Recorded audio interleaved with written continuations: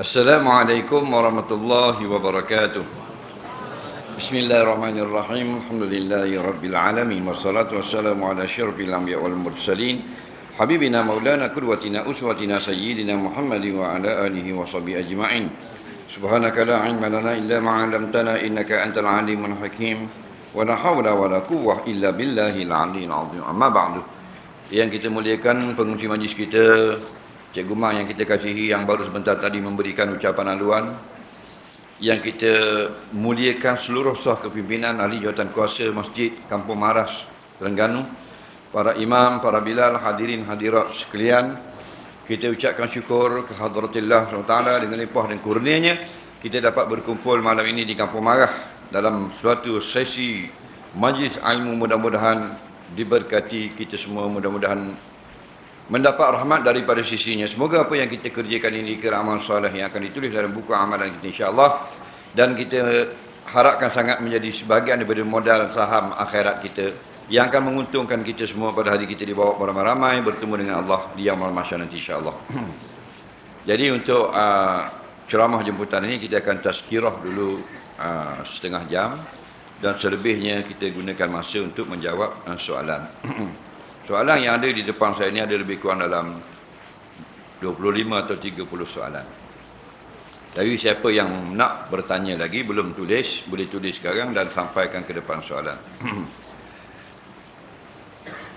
An Sauban radhiyallahu anhu qala, kana Rasulullah sallallahu alaihi wasallam idza sarafa min salatihi istaghfara salasa wa qala Allahumma antas salam wa minkas salam tabarakta ya zal jalali wal ikram, atau kama qala rawahu Muslim. Dalam sebuah hadis daripada Sauban radhiyallahu anhu, sahabat Nabi, katanya adalah Rasulullah sallallahu alaihi wasallam apabila selesai daripada sembahyangnya,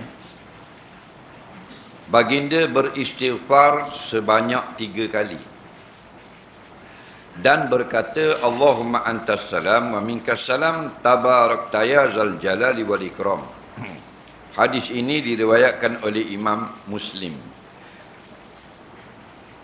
Daripada hadis ini kita dapatlah satu pengetahuan bahawasanya ada perkara yang disunatkan selepas daripada diwajibkan. Yang wajib ialah semayang, dan berzikir lepas semayang itu sunat. Kalau kita tinggalkan yang wajib, kita hanya ambil yang sunat, tak betul lah. Kalau kita tinggalkan yang sunat, hanya ambil yang wajib, tidak sempurna. Seorang laki-laki bertanya kepada Nabi SAW, lepas pada solat 5 waktu puasa Ramadan, pergi haji dan beraya zakat, ada lagi yang wajib? Nabi kata tak ada dah. Kata laki-laki itu, kalau kita aku buat yang wajib je lah. Nabi kata dia, mu dapat syurga Allah kalau mu tak buat yang haram. Tapi kita tak boleh jadi laki-laki tu, kita tak mau buat yang sunat. Kerana kita duduk di zaman fitnah.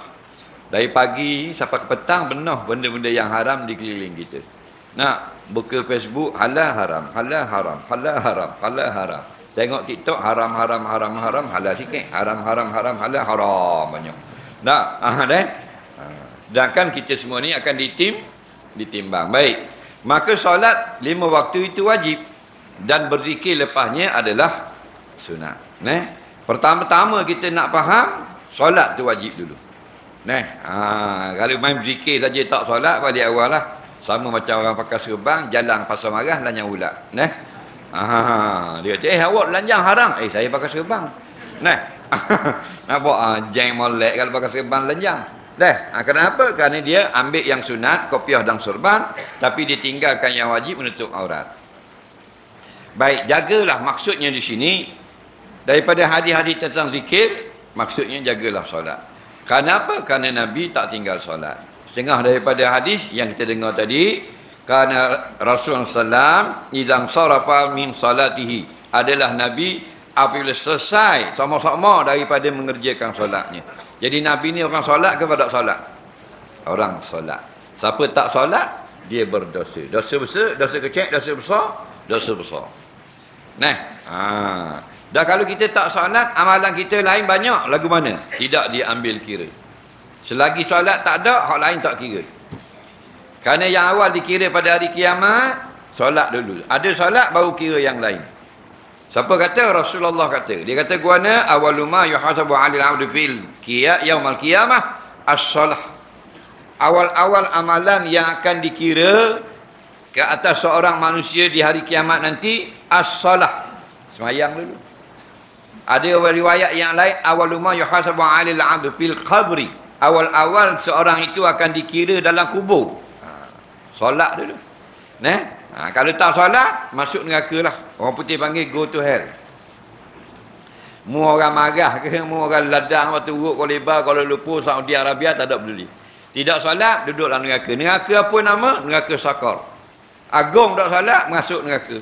Perdana Menteri, Sultan, Raja, MB, Timbalang, Esko, YB, kita cak ayang ni, tak solat, neraka. Neraka mana? Neraka Sakar.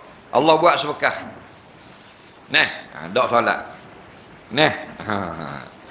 Orang kafir memang tak solat dah. Orang Sepanyol, agama Kristian. Orang Itali, agama Kristian. Orang Greece, agama Kristian. Orang apa lagi? Spain, Kristian. Itu semua tu orang lawa-lawa tu. Comel-comel, hidung macam nyakut baju, mata biru tu. Kulit merah, pipi sama. Faham tak? Itu comel tu. Orang Portugal, orang Spain, orang France, orang Itali, orang Greece, orang Malta. Sampai ke Lebanon, sampai ke Jordan, pusing ke bawah sampai Mesir, Algeria, Tunisia, Maghribi, semua tu lawa-lawa. Tapi lawa orang Spain, lawa orang Itali, lawa orang France, tak kuat semayang, masuk neraka. Bila masuk neraka, yang lawa jadi uduh ke jadi tambah lawa? Jadi uduh pasal kena api. Rumah 400,000 terbakar api. Kau lawa ke kau uduh? Lamborghini terbakar kat highway, beli 2.8 juta. Lamborghini Aventador 2.8 juta. Tak ada piti, Aventador. Faham? Bang di minyak, bong bakar. Comel tak? Uduh. Dah kita orang marah, dah masuk pergi neraka uduh dah. Kalau masuk faham lagi? Betul tak? Tak betul? Kita dengar orang Sepanyol mana? Nampak? Orang-orang yang kajian ulama dunia, dia kata negeri yang lawa ni Tuhan buat, yang dia berlautkan Mediterranean. Atasnya Kristian, bawahnya Islam. Daripada Portugal, Spain, Itali, France, Malta, Greece, Albania, itu semua laut tu Mediterranean. Jadi kalau tanam kat pokok anggur. Hak selatan pula pokok kurma. Tapi ujung Maghribi, Tunisia, Libya, Algeria, Mesir, Palestin, Syam, Israel, itu semua tak banyak Islam tu. Faham? Tu lawa belaka. Hak Islam pun lawa, hidung macam nyakut baju. Orang kafir belah utara ni pun kalau laut Mediterranean, hidung macam burung raja udang belaka. Faham lagi? Nampak? Mana kalau tak mayang, masuk neraka jadi uduh. Kita tak masuk lagi uduh dah. Kalau masuk, faham? Tapi pelik kita. Orang uduh dah, hamun mayang uduh. Dalam surga, tak usah cakap lah, semua orang jadi lawa. Tak? Kerana apa? Kerana perangai kita. Batulah. Biarlah tak ada rupa, asalkan ada akhlak. Jadi akhlak orang beriman, dia jaga hubungannya dengan Allah, iaitu solat. Satu solat dia tinggal, sengaja, dosa besar. Jumhur ulama, alhamdulillah. Tapi kalau dalam mazhab Hambali, sengaja tinggal sesolat, kufur. Dia pakai hadis mana? Nabi kata, man taraka salata muta'ammida faqad kafara jihara. Siapa yang sengaja, sengeleng, tinggal satu waktu je semayang 5 waktu, sengaja tinggal, maka sudah jadi kafir terang-terangan. Mazhab Hambali pakai hadis ni. Jumhur ulama pakai hadis ni. Ditimbang dengan maksud menghalalkan. Faham lagi? Orang tak semayang kalau minta anak dara. Orang nak wi tak? Orang wi kalau pakak besar. Faham lagi? Mari minta anak dara kita. Tok Bila dengan orang tak semayang, mana nak wi? Tok Bila pula, Tok Bila masjid kapung. Boleh 400 setengah hilang. Minyak landang untuk tak lepas. Faham lagi? Hak dak semayang tu pula Najabang. Allah 17,000 gaji. Nak wi hak ni gamuk-gamuknya. Ayah kata nak apa nak dak mayang bila-bila yang mayang dah. Bang. Ha deh 17,000 nampak dah ke mak ayah 1,500 lah orang. Nah, jangan jadi lagu tu. Nah. Kalau kita nak, kita ni orang yang nak jadi hamba Allah. Bila nak jadi hamba Allah, akhirat nombor 1, agama nombor 1. Nah, dunia nombor 2. Ambil belaka tapi jangan nombor 1. Baik. Maka bilakah wajib ikut imam? Ju'ilal imali tamma bih. Dijadikan imam, Nabi kata untuk kita ikut. Maknanya wajiblah ikut.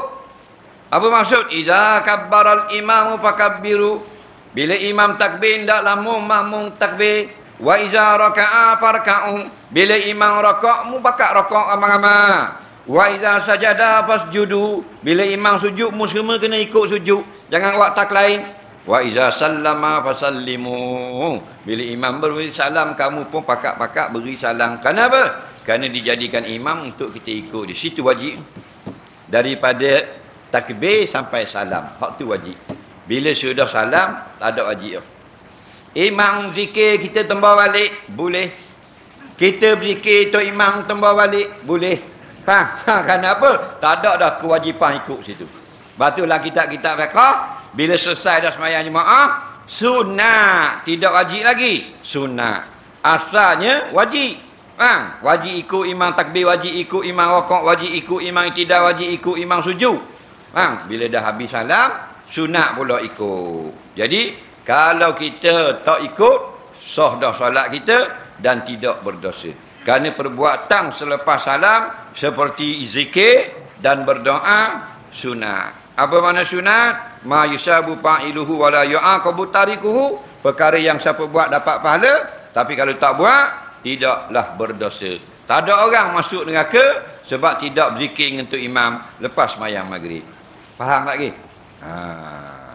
Maka kata Imam Syafi'i rahimahullahu ta'ala, kalau kita tak ada kerja, kita tak ada keperluan nak keluar dari masjid, kita tidak ada hajat yang penting, nak ambil anak gitu begini dan sebagainya, maka afdal kita duduk bersama dengan imam, berzikir sampai selesai berdoa. Faham lagi? Jadi walaupun zikir lepas tu adalah sunat, yang sunat inilah kadang-kadang sebab orang tu dapat syurga Allah. Nah, ada orang dapat syurga Allah dengan yang fardu, tapi ada orang dapat syurga Allah dengan yang sunat. Contoh, orang yang dapat syurga Allah dengan yang sunat, dia mengerjakan yang fardu cukup. Dia solat fardu, dia bayar zakat, dia pergi haji seumur hidup sekali, dan dia berpuasa Ramadan. Tetapi bila ditimbang, rupanya pahala dia itu hanyalah 10 kilo contoh. Dan dosanya 11 kilo. Ke mana dia pergi? Kalau tak dapat syafaat Nabi, tak dapat keampunan Allah. Amma man sakulat mawazinuhu fahuwa fi 'ishatir radiyah. Wa amma man khaffat mawazinuhu fa ummuhu hawiyah. Barang siapa yang bila ditimbang berat sebelah pahala daripada dosa. Dosa 10 kilo, pahala 11 kilo. Masuk syurga. Walaupun 10 kilo itu ada dosa, deny, tidak diambil kira lagi. Kerana berat sebelah pahala. Tapi ada orang yang bila ditimbang, pahalanya 10 kilo, dosanya 11 kilo. Fa ummuhu hawiyah. Orang putih kata, go to hell. Masuk neraka. Masuk neraka qadar mana? Qadar sekilo lebih dosa dari pahala. Bukan 11 kilo, qadar sekilo saja. Faham?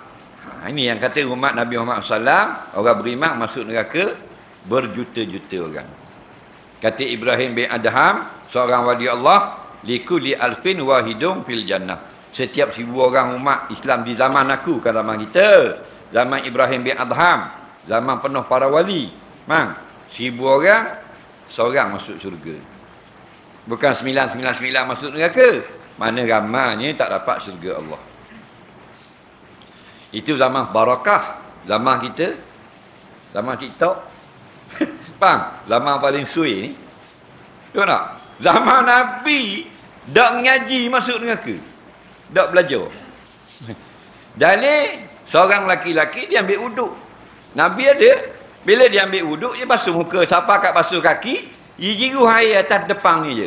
Tumit belakang tak kena air. Nabi pun nampak. Nabi kata, wailul lil aqab minan nar, celaka dua kaki laki-laki ini dalam neraka jahanam. Nabi tak main lembut-lembut macam kita. Kita kalau kasar, menyalahi sunnah.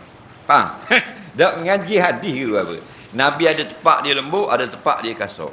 Faham? Dia tengok main wak lebih kurang tak kena tumit belakang. Wailul lil aqab minan nar, celaka dua kaki laki-laki ini dalam neraka jahanam nanti. Kemah tak? Rupanya dia tak mengaji cara mengambil wuduk yang betul. Allah kata wa arjulakum ilal ka'bain, wajib membasuh kakimu daripada hujung jari celah-celah habis sampai tergelang, lepas daripada buku lali.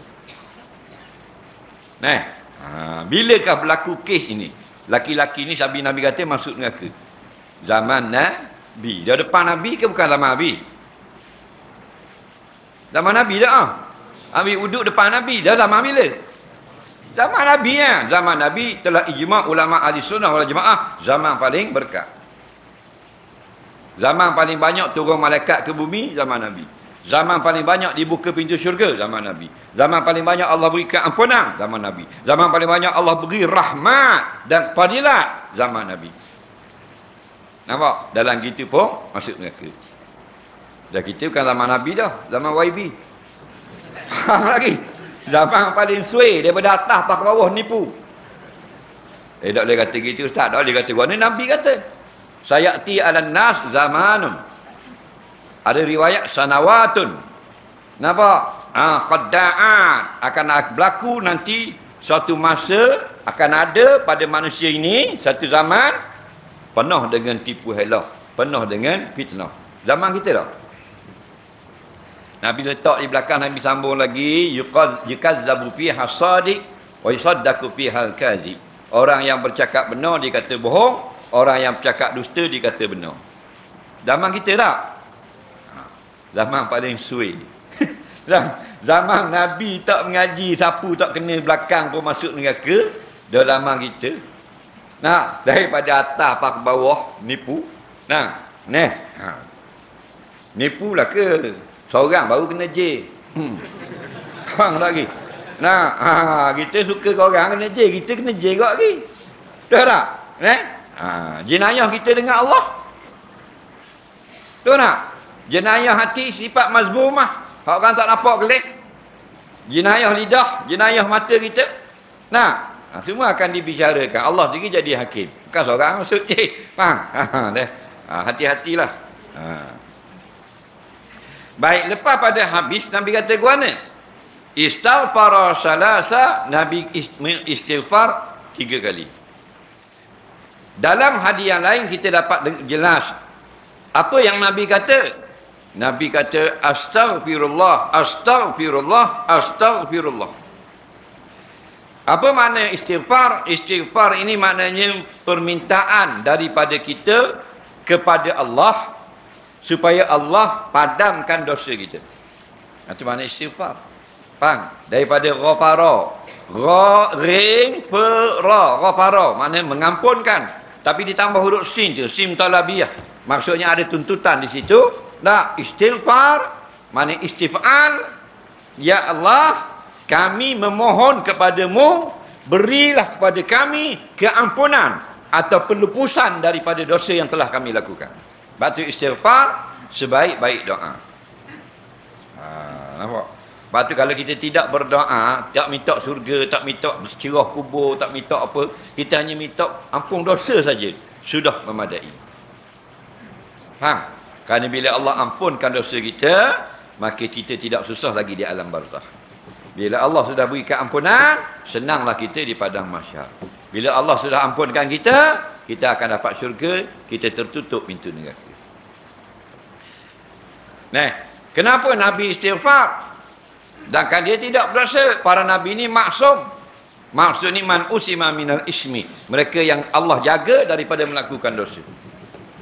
Kita maksum. Maksum kemaratung. Nabi maksum. Maknanya Allah jaga. Kenapa? Kerana para Nabi ini Allah yang pilih. YB kita pilih. Sebab tu setiap Nabi adalah laki-laki tercantik di dunia. Nabi Lut zaman dia, Nabi Lut lah laki-laki paling comel di dunia. Zaman Nabi Zulkifli laki-laki paling cantik di dunia. Zaman Nabi Ayub lelaki tercantik di dunia.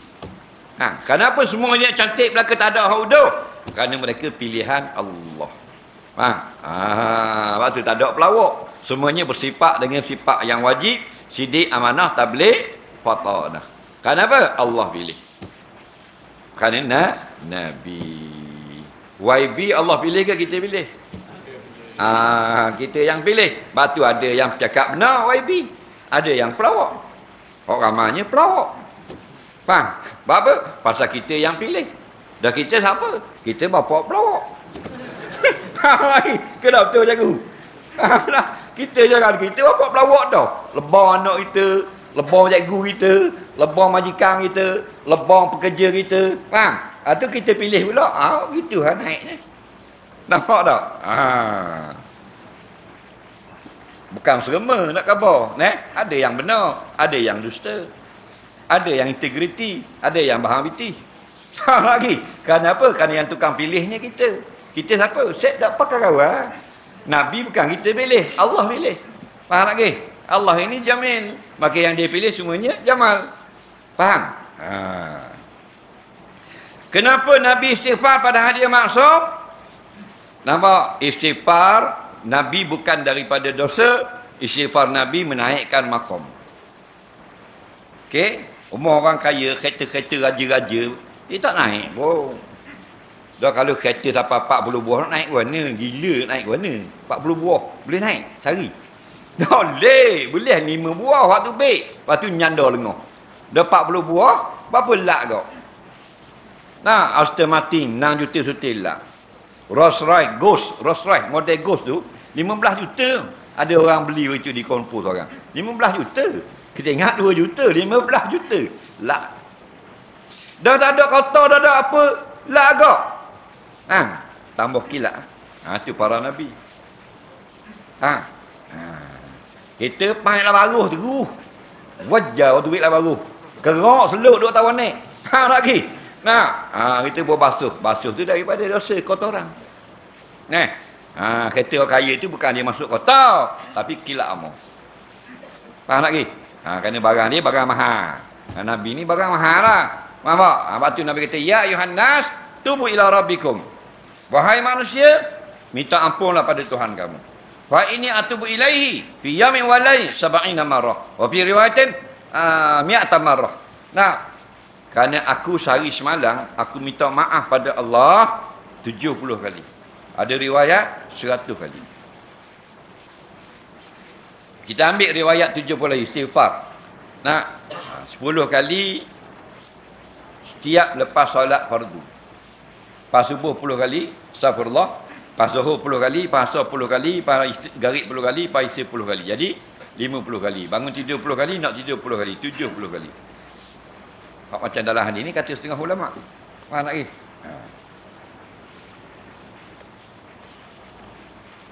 Astaghfirullah, astaghfirullah, astaghfirullah 3 kali lepas solat.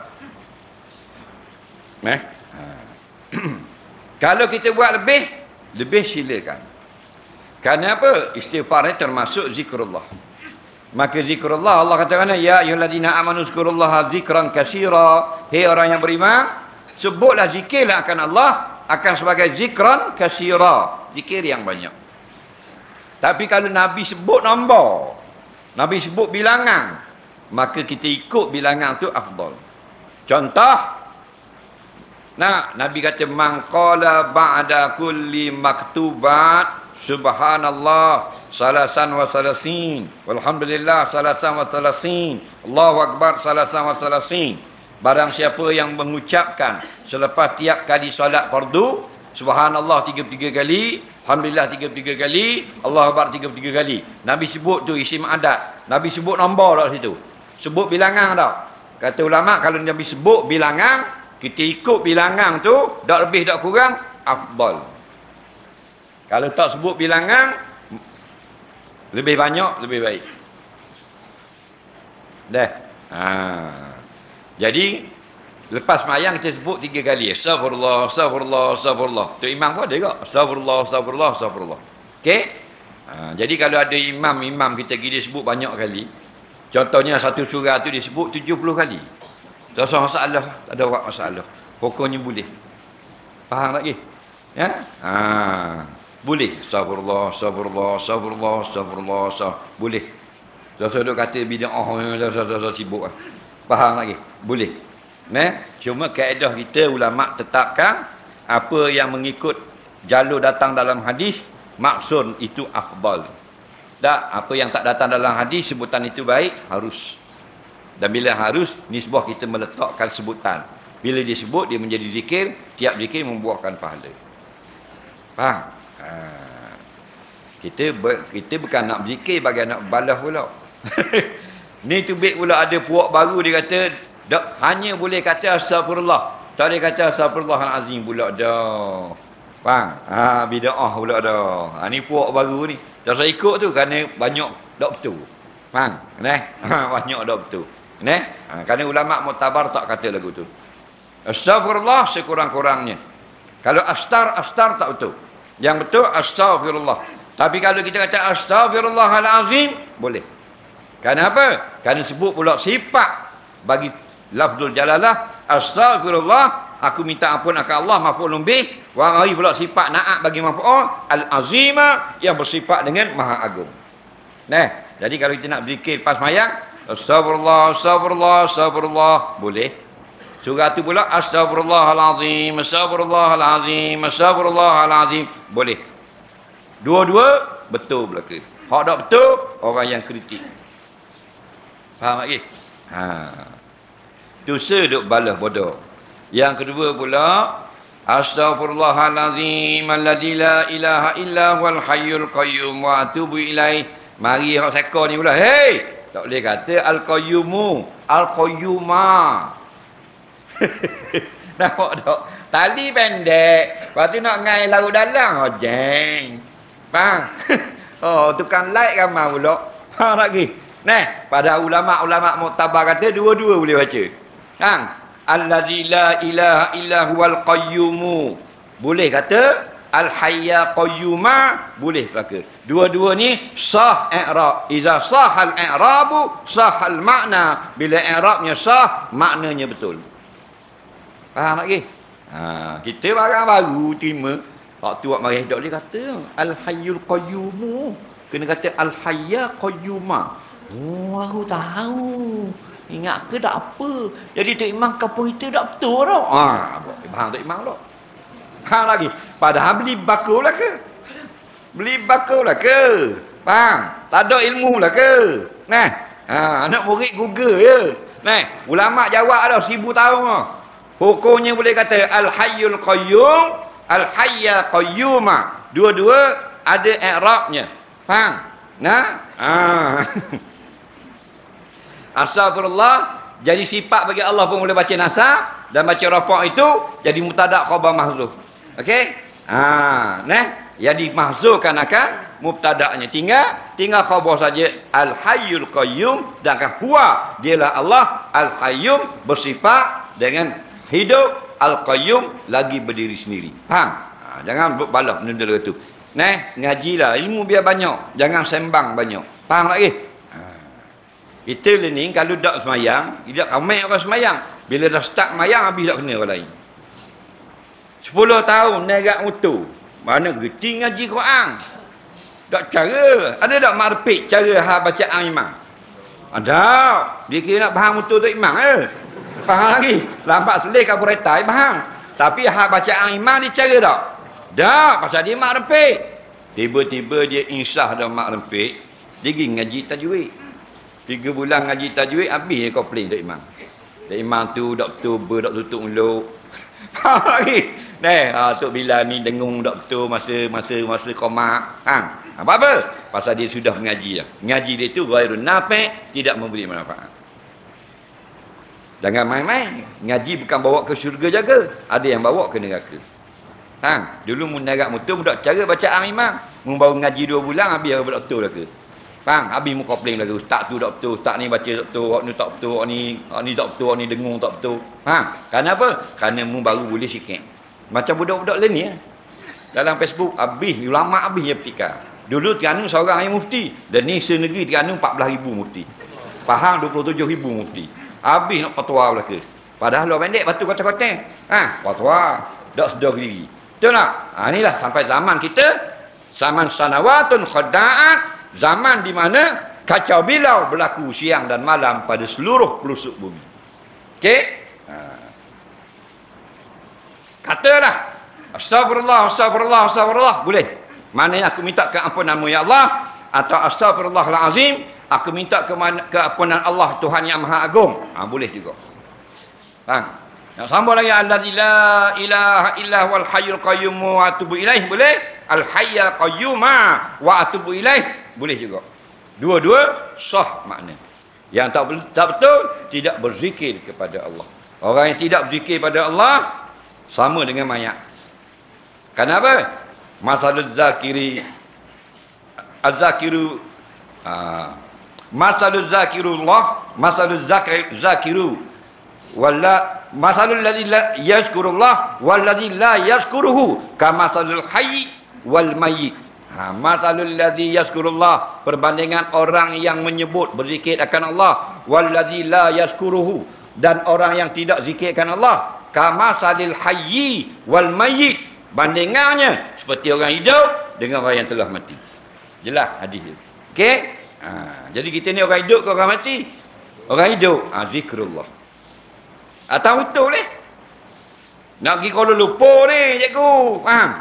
Siapa kat tu Bukit Jong, faham? Waktu turun sebeh. Keting tu bunyi, akak gate, waktu turun sebeh. Dah mudah kata, ada berayung situ. Pok-pak. Waktu turun sebeh. Dah saya jauh Astagfirullah. Siapa Bukit Fsi dah. Faham? Atau siapa Haji dah tak? Betul benda Bukit Jong, siapa Haji dah. Astagfirullah, astagfirullah, astagfirullah, astagfirullah, astagfirullah, astagfirullah, astagfirullah. Jawabnya 10 kilo. Boleh 400. Tengok Haji dah, Pak sakut mula tasbih. Boleh 400 kali astagfirullah. Tuhan terima. Apa habis dosa. Tak usah kata terima 400. Tu orang berniaga yang untung. Ni dak berayung saja. Pak Kuala Lumpur. Apa mu kata sebeh? Dak aku tengok kawan aku lawa kok buh tak. Mujuk kawan mu dak gatung reha. Kalau mu kawan mu gatung reha, mu bereha pula situ. Lagi. Dah tak ada kerjaan. Itu alatul ibadah, alat untuk menolong kita beribadah, bukan zina, bukan perhiasan. Tak salah letak situ biar mudah nampak, tapi guna ke tak? Orang lelaki kan, dia kira nak sembahyang, dia kira nak bawa kereta, nak bus sebeh. Kalau kau puang, nak buat batal belakang. Kau puang kan tengok kereta puang, batal, kotak tisu. Tak pergi buh belakang dengan badang, ngejemuk air buh bil. Faham? Lori mari kat belakang pun tak nampak. Pong lah kau mampu ke habis. Orang nak kolga kau molek. Dah habis benda nak buh. Apa? Dia tengok jerang dia. Kat long buh molek kau kotak tisu buh itu batal golek tepi. Buh kata-kata apa tak buh kata-kata. Kemudian Nabi kata waqala Allahumma antas salam wa minkas salam tabarakta ya dzal jalali wal ikram. Ada riwayat tabarakta dzal jalali wal ikram. Baik. Dan ada lagi riwayat yang kita baca yang seperti sekarang ini, Allahumma antas salam wa minkas salam wa ilaika ya'udus salam. Okey? Kita kawan ni sebahagian riwayat. Lepas tu jangan balas hadis, riwayat ni banyak. Faham?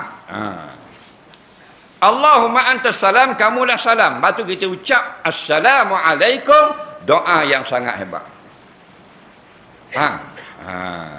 Jumpa kawan, assalamualaikum. Assalam tu apa? Allahumma antas salam, engkaulah yang salam, yang sejahtera, yang selamat. Allahumma antas salam wa minkas salam, keselamatan hanya daripadamu. Kalau Allah selamatkan, walaupun orang cuba nak mudaratkan dia, tak jadi mudarat. Kalau semua orang nak menyelamatkan dia, Allah nak beri mudarat, tak ada orang boleh selamat. Kenapa? Kerana keselamatan itu pada sisi Allah. Berarti nak minta selamat, minta daripada dia dulu, baru minta dengan makhluk. Iza sta'anta fasta'in billah. Bila nak minta tolong apa-apa, minta dengan Allah dulu, baru minta dengan makhluk. Faham? Jadi keselamatan duduk pada Allah. Lepas tu kita baca apa? Habis istighfar, Allahumma antas salam wa minkas salam tabarakta ya dzal jalali wal ikram. Daripadamu selamat. Doa minta selamat. Allahumma antas salam, salimna ya Allah. Ya Allah, kamulah salam. Wa minkas salam. Daripadamu datangnya keselamatan. Salimna, berilah selamat kepada kami. Itu panggil doa selamat. Faham? Tidak ada orang boleh beri selamat kalau Allah tidak izin. 100 orang ahli bomba terjun nak selamat dengan tali apa? Allah tak izin, tak selamat. Marilah mana kereta bomba hak maju canggih lagu mana pun boleh sembuh gas apa semua pun, Allah tak izin, tak boleh sembuh. Siapa anggung rumah? Lepas tu kita berikhtiar serah kepada Allah. Antara nama Allah salam. Faham? Dia yang apa makna? Dia yang memberi keselamatan, daripada dialah keselamatan segala perkara alam ini. Maka kalau kita nak minta daripada dia keselamatan. Kerana dia Zal Jalali wal Ikram, yang mempunyai kebesaran. Raja-raja besar sekadar hidup saja. Bila mati pingat buah dua ni.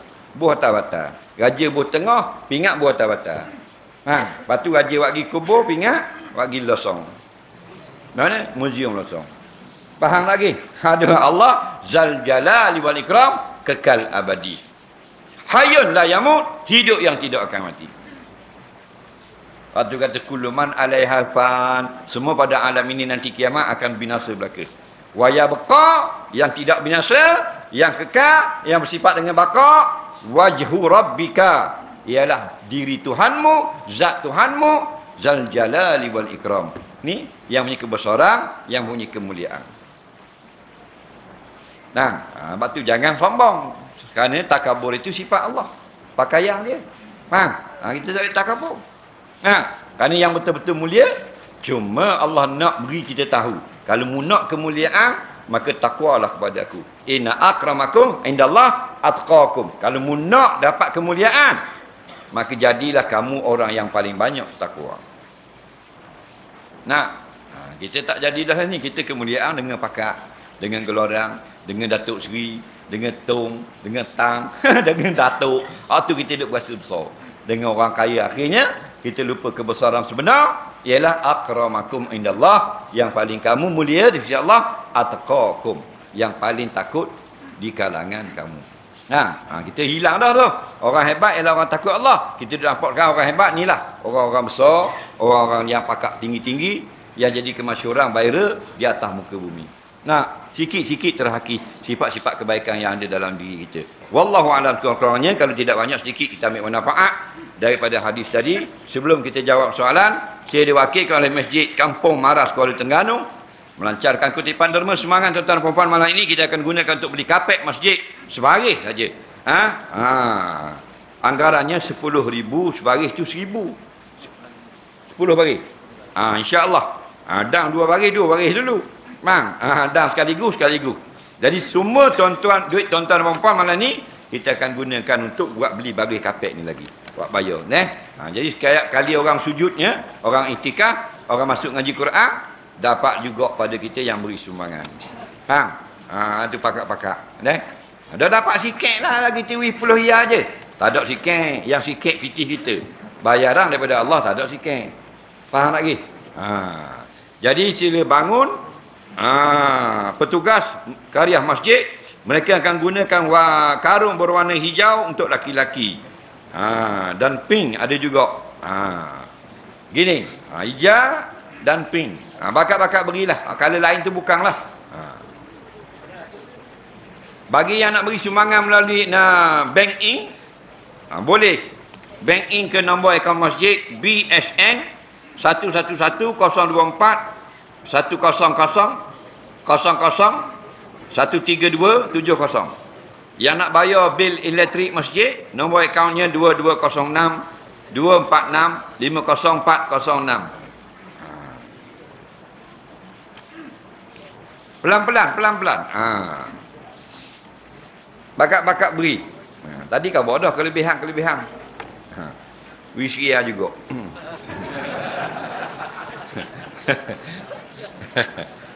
Ma yang kusumalu min sedekah. Nabi kata tidak akan kurang hartamu dengan sebab mu sedekah. Kalau mau makan kurang harta, beli rumah kurang harta, beli lori kurang harta. Nah, tapi kalau sedekah dah Allah tambah. Tambah piti, tambah umur, tambah keberkatan, tambah kebaikan dan hilangkan kemudaratan. Patut kita langgar lori dah. Nah, tapi oleh kerana satu hari tu kita ikhlas menderma, maka lori tu pergi dulu, kita kediam. Pelan-pelan. Kutip sampai belakang. Kerana kita akan masuk sesi menjawab soalan.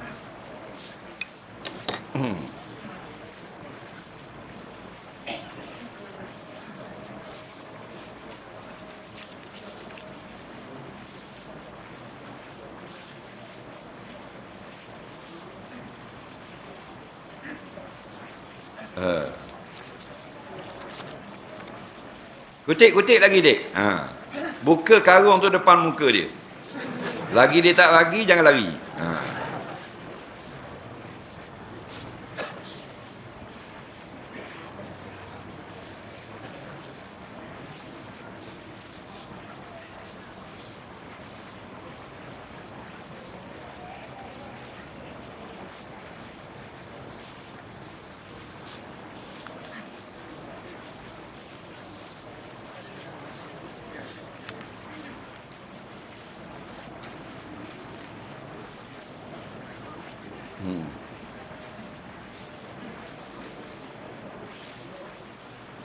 Baik, teruskan mengutip sumbangan derma.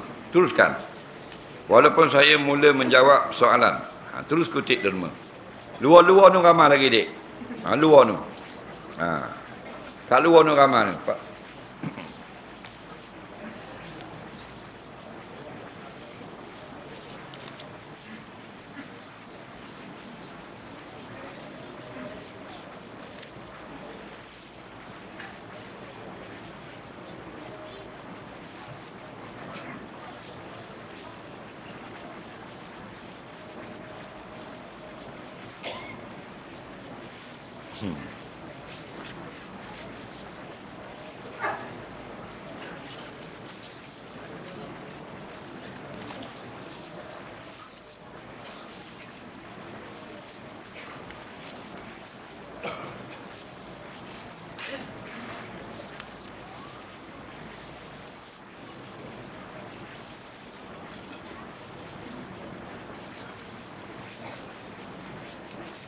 Baik, sambil kita memberi sumbangan derma, kita tengok soalan orang kapur marah kita.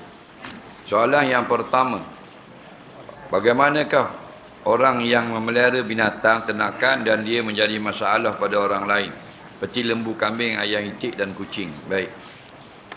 Hukum bela binatang hayawan lah, tapi hayawan binatang itu menyusahkan orang lain. Kaedah Islam kita ini la darara wala dirara. Tidak boleh memudaratkan atau tidak boleh mengambil kemudaratan. Okey? Jadi apa kita nak buat? Ad-dararu yuzalu, benda-benda yang memudaratkan ni hendaklah kita elakkan. Jangan berlaku. Kerana itulah apabila orang yang membela hayawan, hukum melepas hayawan ini harus. Bila jika tidak memberi mudarat. Lembu dia 100 ekor dia lepas belaka. Pagi petang balik. Tapi lembu dia tidak memudaratkan orang. Jalan tepi jalan. Kalau merah berhenti tak nitah. Tak berok atas jalan. Tak berok dalam tanaman orang. Masuk kat kebun-kebun orang. Tengok peti baga dah masuk dah. Tahu hak orang. Makan hak benda liar. Bila nak berok balik rumah. Kalau begitu harus. Adakah lembu gitu? Tak. Masuk dalam pagar orang. Makan kebun orang. Itu memudaratkan. Maka hukumnya, kalau dia merosakkan tanaman dan sebagainya, tuan lembu wajib bayar ganti. Tuan binatang. Tuan lembu. Lembu dia tu lepas makan pokok orang. Habis 100 riyal. Wajib 100 riyal tu dibayar oleh tuan lembu. Kalau tak bayar, dikira hutang sampai mati. Bila tuan lembu tu mati, tak boleh nak bagi saka. Melainkan selepas dia ambil 100 riyal dulu, untuk bayar pada harga tanaman orang yang dirosakkan oleh lembu dia pada zaman dulu. Itu kaedah. Faham? Kambing dia pergi naik atas Myvi rumah sebelah. Kawan tu baru beli Myvi 3 bulan. Boleh. Myvi warna kuning. Faham? Dan balik parking rumah awak balik, parking pula bawah pokok naka. Kambing tengok atas daun naka, bawah Myvi. Khabar atas Myvi, cabut wiper. 18 riyal. Faham? Maka tuang kambing wajib kena ganti 18 riyal harga wiper. Kalau tak ganti, jadi hutang sampai mati. Faham lagi? Itu kaedah. Begitu juga dengan kemalangan. Jika motor langgar lembu, tengok. Kalau langgar lembu tu tepat laluan motor, tuang lembu kena ganti. Tapi kalau langgar tu tepat laluan lembu, tuang motor kena ganti. Guna pula. Laluan jalan ni bukan laluan lembu, laluan kenderaan. Langgar situ, tuang lembu kena ganti kerosakan motor. Tapi kalau dalam padang tempat dia ceruk rumput, pak dia makan rumput, lembu tu motor tu babah, masuklah padang, langgar lembu. Maka tuang motor kena ganti. Dan itu kawasan lembu duduk. Faham lagi? Dia gitu. Dah, tapi dia lepas juga tak nak buat kau ni. Marah-marah dah. Kalau gitu ambil tuan dia bola kandang. Biar tuan dia jadi binatang pula. Selawat kena ada ijazah ke? Tidak wajib. Dah, kalau ada ijazah lebih baik. Faham lagi? Mana kalau kita beli ikan, kita tahu ikan tu daripada siapa kita beli, lebih baik. Dah, kita tak tahu, kita beli kita berair, orang jual bagi harus dah halal makan. Faham? Apakah kau menangis tengok bola?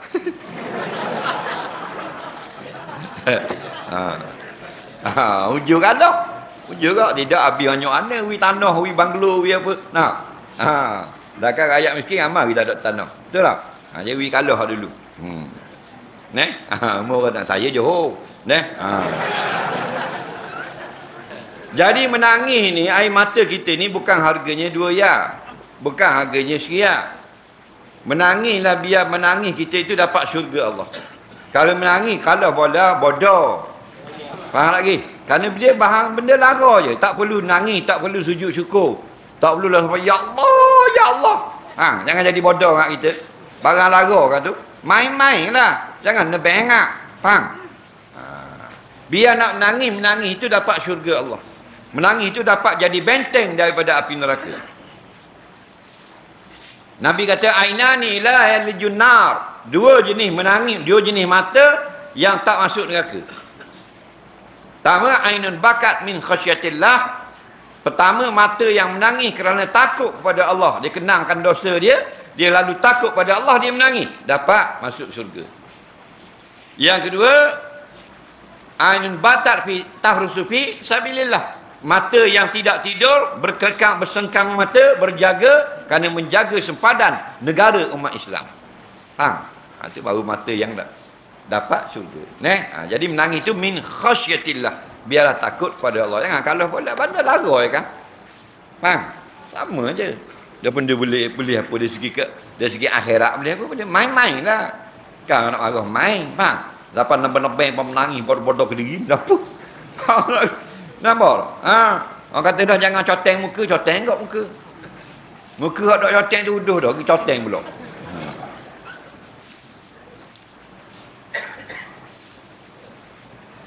Apakah istighfar yang elok untuk kita amalkan? Sekurang-kurangnya astagfirullah sudah memadai.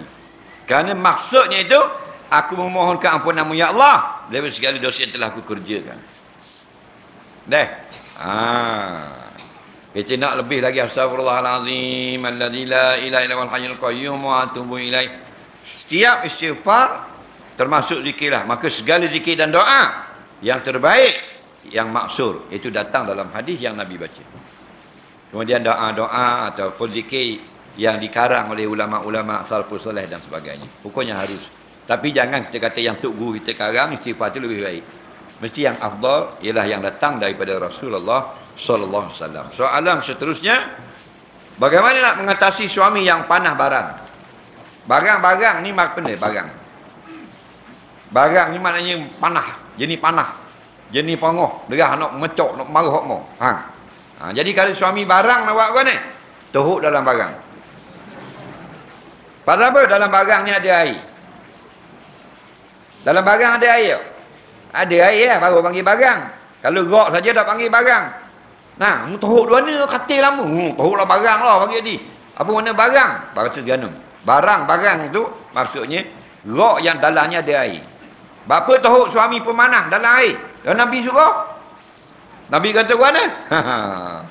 Nabi kata, nampak? Innamal ghadabu min nar. Sungguhnya panah baran itu daripada api neraka. Wa inna ma yutibun nar al-ma, hanya air sajalah yang memadamkan api. Maka faman ghadiba falyatawadda, siapa yang panah barang maka hendaklah dia mengambil wudu. Kerana apa? Kerana wudu itu menyejukkan orang yang panah. Kerana dia ada kesan daripada api neraka. Dalam hadis lain Nabi kata, orang yang baran itu merah kedua lehernya daripada kesan api neraka. Tu. Bukanlah maksud teruklah barang nak khabar sini. Penyakit ni kalau kita ni jenis panah, ambil wuduk. Kerana wuduk dia akan menyejukkan kita. Kalau kita berasa nak terajang anak, kita ambil wuduk tak jadi terajang. Tak lagi. Sebab barang kita ni kadang-kadang melampau batas. Kesalahan anak tu kecilnya kita apa sepak dia. Nak, kenapa? Barang punya pasal. Dan orang baran ini orang jauh, tak ada orang nak berkawang dia. Dia duduk minum air, orang akak bunggong dia bayar. Nah, kenapa? Cakap nak marah orang. Nah, orang pun tak suka. Jadi kalau orang puan nak nikah dengan orang lelaki, jangan tengok misal. Oh, semak misal jadi ya. Jangan. Tanya ke orang, perangai balik ke tak? Sebab bukan kita nak share dalam grup WhatsApp. Kalau grup WhatsApp apa, kita tak kenal dah grup. Tapi dah nikah dah, nak live grup kepala otak pun ni. Faham lagi? Tak ke rohok, tanggung ke dia. Orang panah barang jadi lelaki kita. Tidur sebatas, begok selubang. Makan sepinggang. Rohok tak? Cek betul-betul. Orang yang baik, orang yang lemah lembut. Jangan lembut, lemah lembut.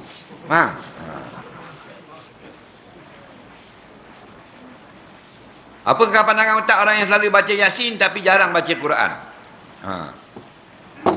Dia kata orang tu suka baca Yasin tapi tak baca Quran. Dah Yasin tu surat khabar ke gua ni? Tak faham juga orang marah ni. Yasin tu apa? Nabi kata ikra'u Yasin. Bacalah surah Yasin. Dan hadis yang lebih umum ikra'ul Quran. Bacalah Quran. Fa innahu ya'ti yaumil qiyamah syafi'an li ashabi. Kerana Quran yang kamu baca itu dia akan datang pada hari kiamat kepada kamu, memberi pertolongan pada kamu. Kerana hari itu kamu susah. Dalam hadis ini Nabi kata ikra'ul Quran. Bacalah ayat Quran. Ada tak sebut surah mana? Tak sebut. Dan kalau kita baca Yasin masuk tak? Masuk dah. Boleh tunggu. Bawa anda dia nak baca Yasin yang pun. Dan kalau baca semua Quran lebih baik. Dan kalau baca satu surah saja pun sudah memadai. Kerana apa? Kerana dikira bukan atas nama surah. Dikira atas huruf. Asalkan huruf itu daripada Quran yang turun daripada langit. Nabi kata man qara'a harfan min kitabillah falahu hasanah. Al hasanatu bi asyri amsalihha. Siapa baca satu huruf daripada Quran, maka dia dapat satu kelebihan pahala. Setiap satu kelebihan pahala ganda 10. Jadi siapa Nabi kata baca alif lam mim, 30 pahala. Paling kurang ila sab'ami'ah, sampai pada 700 ganda. Jadi kalau kita malas sangat, kita baca Fatihah sudah memadai sehari. Fatihah ada 156 huruf, kali 10, 1560 pahala. Malas sangat dan juga baca Bismillahirrahmanirrahim, 190 pahala. Kerana Bismillah 19 huruf. Dan tak Bismillah, kita sibuk, kita kat traktor kan. Baca nun saja dah lah. A'udzubillahi minasyaitanirrajim. Bismillahirrahmanirrahim. Nun. Sadaqallahul azim. Gitu. Faham tak? 10 pahala. Faham? Bila 10 pahala bukan kerajaan Terengganu bayar. Allah bayar. Berlipat kali ganda seluas langit dan bumi di akhirat nanti. Betul tak? Kalau Nadia nak baca Yasin ke orang ni minat baca Baqarah sok mau pandai dia. Seorang laki-laki dia jadi imam zaman Nabi lah. Dia jadi imam tapi di kampung lah bukan Madinah. Mayang garik Fatihah kulhu Allah. Isya kulhu kok 2 rakaat. Subuh kulhu kok. Mayang raya kulhu kok. Mayang maak kulhu mo. Orang itu imam kulhu. Jadi panasang ni makmum jemaah ahli qaryah dak puas hati buat rombongan pergi Madinah ngadu pada Nabi. Ya Rasulullah, kampung kami ada seorang imam, tak ada baca surah lain, kul huwallahu ahad. Semua pagi petang siang malam bertahun-tahun dah. Bang. Jadi tujuan nak komplain supaya itu kau imam lain. Nabi kata, betul tak kamu cerita ni? Anak belakang-belakang, ya, betul. Kami jadi saksi. Okey, kalau gitu, mau balik, mau khabar ketua imam tu, nanti surah Ikhlas pipin dia masuk syurga. Alik habis ramai-ramai. Faham? Faham tak? Baca surah apa pun. Nah. Cuma janganlah tukar surah Fatihah semayang baca bahan surah Yasin. Nah, tak ada Fatihah tak boleh lah, kerana itu rukun semayang. Satu kes pasangan suami isteri berkahwin di sebelah Thai. Bila balik Malaysia, pasangan sebut nak daftar kahwin, tapi belanjanya capai 40,000. Bila daftar di Perlis, belanjanya 1,500. Adakah peraturan setiap negeri berbeza-beza? Setahu saya berbeza-beza. Musafir untuk tengok bola, hukum dia gana Ustaz? Hukum dia nampaklah bola kalau dia cakap. Kamu tanya dia, tanya semayang ke tanya bola? Dia tu musafir, kita tengok bola, dah gila musafir. Apa makna musafir? Orang yang berjalan jauh. Jauh mana? 85 km ke atas. Jadi Bukit Jalil, bukan Bukit Jom. Memang 490 km. Tambah lagi. Faham tak lagi? 40 kilo daripada Kuala Lumpur. Daripada Tol Gombok. Faham tak lagi? Bukit Jalil. Okey? Dah boleh dah jamak kasar. Tengok tujuan. Bapa mungkin Bukit Jalil nak pergi Skodeng, ada seorang perempuan yang kerja di Bukit Jalil bahagian tekek. Dia pakai skirt semua. Kita nak pergi Skodeng. Tak boleh jamak kasar pasal tujuan awak maksiat. Kerana kaedah kita ar-ruqsatunatul ma'asi. Jamak kasar semayang ni ruqsah, tidak diberikan pada perkara yang bertujuan maksiat. Dah nak kita tengok main bola aje, boleh jamak kasar. Dah kalau nak sedap tak payah jamak, tak payah kasar. Keluar pada khilaf. Kan? Keluar pada khilaf, semayang mesti biasa. Okey? Soalan seterusnya.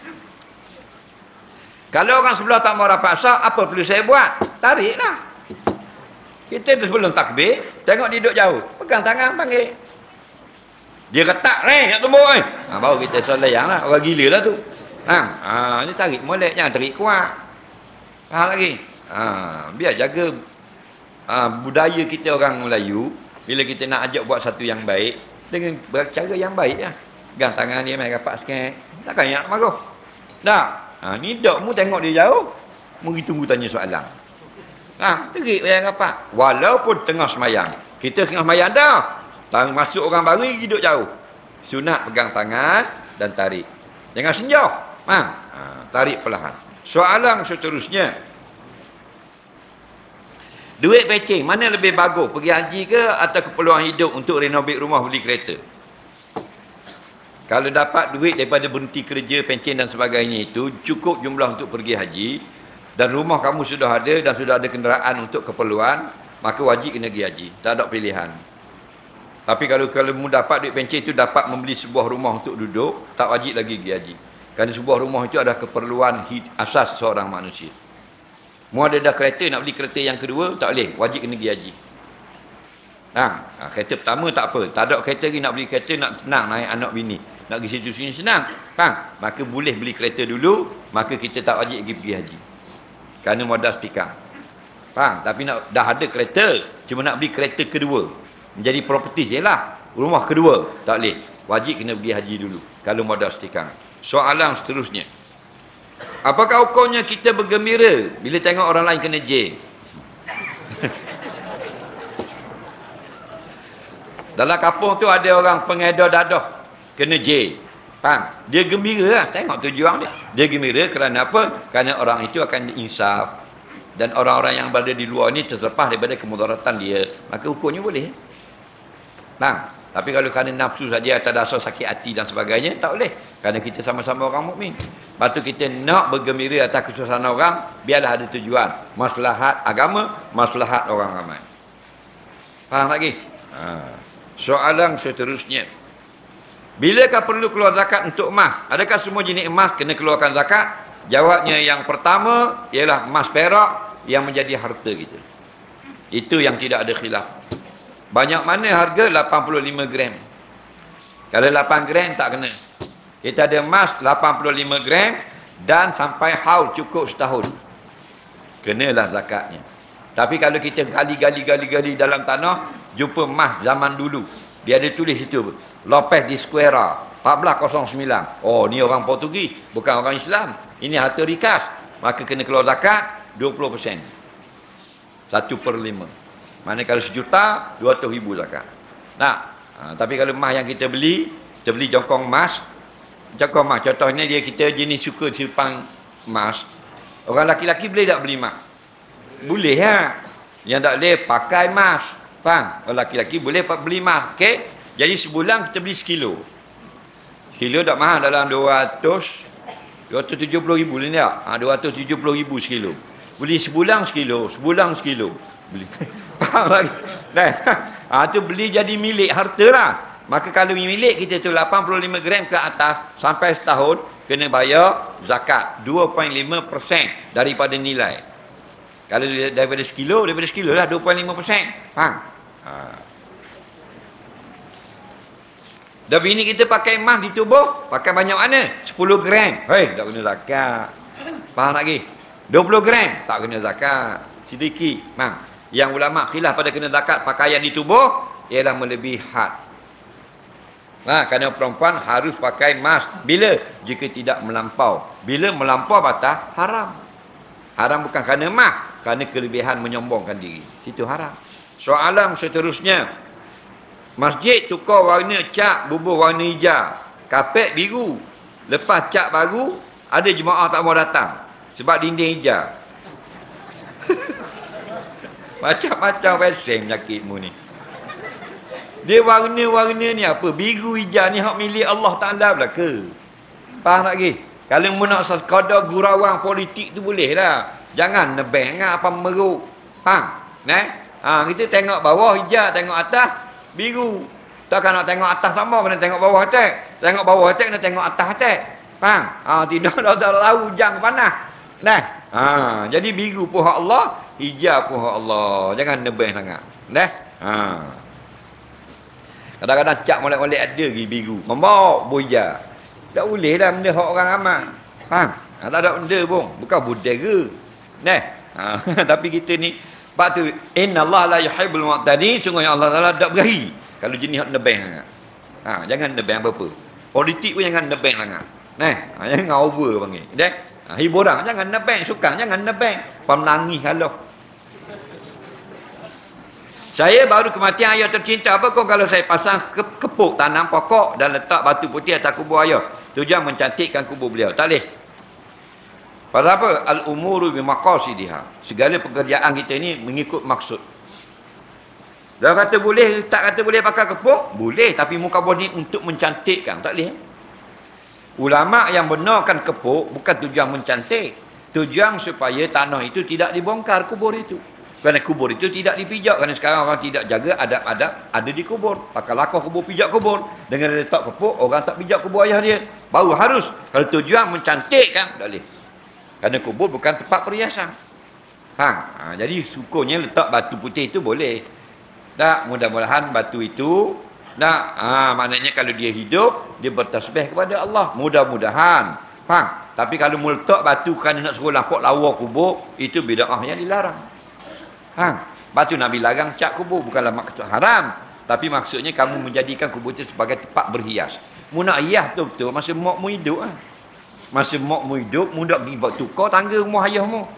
Padahal tangga dapur cabut ayah pakai terjun buat dapur. Faham tak lagi? Bila mati mu pergi buat lawa-lawa dengan kayu belari apa semua. Tak betul. Dia bukan nak tu. Bukan nak perhiasan. Dia nak kamu selalu ziarah ada di kubur. Soalan seterusnya. Apa kau beli anjing di kebun tujuan menjaga tanaman? Hukumnya harus. Yang diharamkan beli anjing dalam rumah sebagai pet binatang kesayangan dalam rumah. Hukumnya haram. Pasal apa? Pasal dia merontokkan rumah, banyak menyebabkan solat dan ibadat kita tidak sah, dan menyebabkan malaikat tak masuk dalam rumah, tidak ada orang malaikat yang mendoakan kebaikan untuk rumah kita, dan lagi pula amalan kita, pahala kita akan hilang sehari sebanyak setinggi gunung Uhud. Dah kita daripada beranak pas sekarang, besar busuk jatang tak boleh lagi pahala. Tak usah kata gunung Uhud Madinah ni lebar saja 8 km. 6 hotel bukit besar. Faham lagi? 6 hotel bukit besar tu gunung Uhud. Jadi siapa beli anjing dalam rumah, beli binatang kesayangan macam beli kucing, Sehari pahalanya hangus sebesar gunung Uhud. Macam kita ni bela sejam habis pahala. Kan sehari. Faham? Ni nak bela kerana letak di kebun boleh. Contoh, kerana dia ada kebun durian. Rumah dia marah ni. Faham? Tapi kebun belum belakang pada ulu batu rakit tu. Faham? Lautan. Contohnya. Jauh pada rumah dia. Nah durian pula musangking. Nah. Kalau dia buat pagar, khabar pagar. Wah, khabar pagar.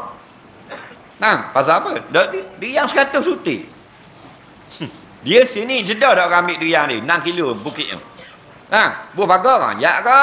Durian kan? Pokok campur orang masuk lagi. Dia boleh jaga tak ni? Pagi-pagi jaga nguak bau durian. Jaga nguak bau durian. Mana gitu? Jaga bahan bau durian. Faham lagi? Dia letak anjing. Rottweiler seekor. Faham? Hukumnya harus.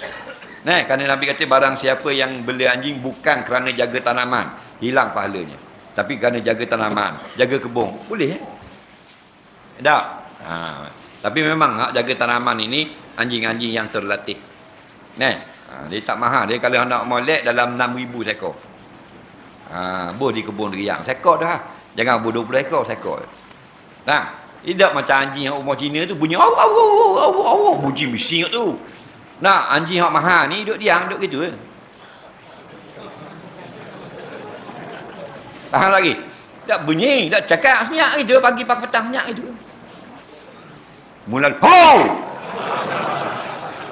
keting mo. Tahan lagi. Baru nak pegang pagar durian, berapa mo. Faham? Tu bik. Lidah kat 2 kaki tu bik. Faham lagi? Taring macam gitu, macam putih anak. Nak bang. Perlukah kita niat terlebih dulu untuk hadiahkan pahala pada arwah orang tua kita, automatik dapat kepada pahala orang tua. Ulama berselisih dalam soal ini. Pendapat yang pertama kita niatkan, ya Allah, aku hadiahkan pahala bacaanku tadi kepada arwah ibuku, contoh. Pendapat yang kedua, automatik setiap dilakukan oleh anak, ibu bapa dikira orang mukmin, dapat secara automatik. Jadi kita nak yang terbaik, kita niatkan lebih baik. Okey? Soalan seterusnya. Kita tengok aurat pemain bola yang tak tutup aurat. Dosa tak? Dia pergi stadium kan nak tengok bola. Dia tengok lah. Bola tak kena dah. Dia tengok orang rebah. Nampak berhu. Dia kata hukum tengok aurat. Nak tahu jawapan ni, kena tengok apa makna aurat. Aurat ini makna ma yahrumu nazruhu. Perkara yang haram kita tengok. Mungkin kita tengok aurat. Haram tak? Dah sudah terjawab. Okey? Haram. Pakai banyak kereta dosa tak? Berapa dosa pula? Dia ada 6 kereta kerana dia ada duit. Berapa dosa pula? Yang dosanya hutang tak ayo. Faham lagi? Hutang orang tak ayo.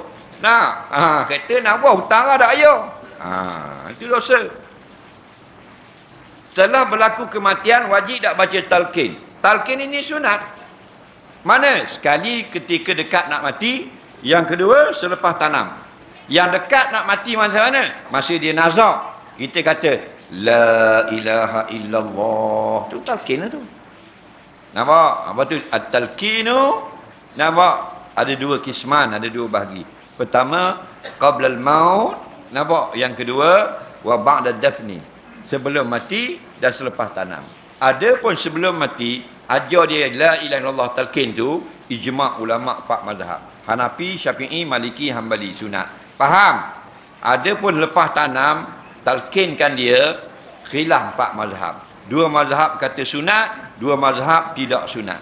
Bukan bid'ah, tidak sunat. Dan tidak melarang. 2 mazhab yang tidak menyunatkan talqin lepas mati, Hanafi dan Maliki. 2 mazhab yang kata sunat baca talqin lepas tanam, Syafi'i, Hambali. Okey? Jelas. Ustaz-ustaz Facebook dosa cakap banyak Ini hukum 4 mazhab. Okey? Mengapa mas kahwin berubah mengikut kawasan? Mana tahu kita mengikut keperluan sebenarnya. Dia kita dalam negeri itu berlainan keperluan sebagai sekurang-kurang hantar mas kahwin, bayaran sekurang-kurangnya. mengikut keperluan hidup seorang harian seorang perempuan. Dia tak samalah. Bajet dia tak sama. Sebab tu kita tengok homestay pun tak sama. Kalau di Kuantan 300 macam tu, mari Terengganu 500. Pasal apa? Rupanya kerana Terengganu ni ramai orang mari musim cuti. Kuantan kurang orang pergi.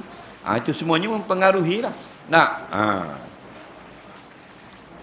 Sikit lagi kita niatkan semua amal kebaikan yang sedang buat dan akan buat untuk arwah orang tua kita. Dah mana soalan? Dikabur saja. Orang lain pergi buat haji 40 hari, kita pergi 14 hari saja. Sah tak haji kita? Jawabnya tak ada kira berapa hari. Rukun dan wajib, syarat semua kita tunai belaka, sah. Faham? Haji ni kalau kita nak kira berapa hari? Hari pertama sampai kita wukuf di Arafah. Faham tak lagi? Hari pertama. Wukuf terus wukuf di Arafah. Sehari. Esok kang itu hari raya. 2 hari, 3 hari melantau. 5 hari je.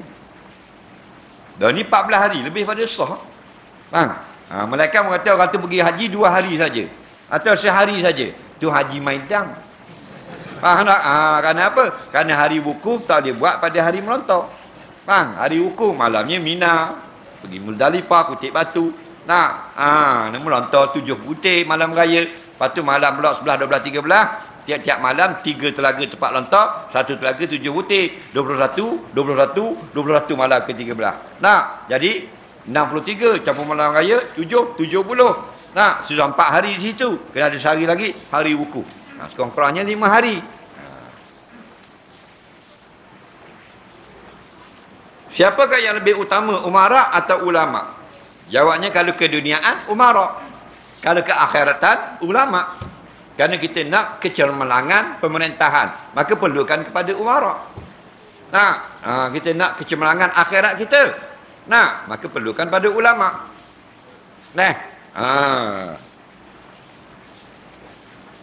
Kita punya kena ulama belaka tak betul lah. Ada kalanya ulama itu kita tidak diperlukan pada ketika tertentu. Batu ulama bila kereta dia rosak, contohnya exhaust coh. Dia pergi kedai exhaust ke dia panggil tok guru lain lagi? Dia pergi kedai exhaust, padahal tukang kedai exhaust tu luar pendek kata-kata. Faham? Kerana apa? Dia tahu autoritinya. Faham? Rumah ulama paik coh, bocor ke dia panggil tukang paik ke panggil tok guru? Panggil tukang paik. Tukang paik bila nak tu dipanggil ulama, tengok keadaan. Okey? Bukan semua mesti ulama, ada keperluannya. Lepas tu ada bank, ada orang ahli dalam kewangan, ada pakar dalam kejuruteraan, ada pakar dalam ulama ilmu akhirat. Itu semua tu penting mereka. Jadi yashuddu ba'dhum ba'dha, kehidupan kita ini saling menguatkan satu sama lain. Cuma nisbah kalau pada keseluruhan yang keakhiratan itu lebih mulia. Faham lagi? Macam kata kita nak naik kapal terbang nak berlepas 400 orang. Tiba-tiba pilot sakit perut. Tak boleh nak bawa kapal terbang. Masing-masing sudah tak balik dah kita, tak balik dah. Esok nak raya ni.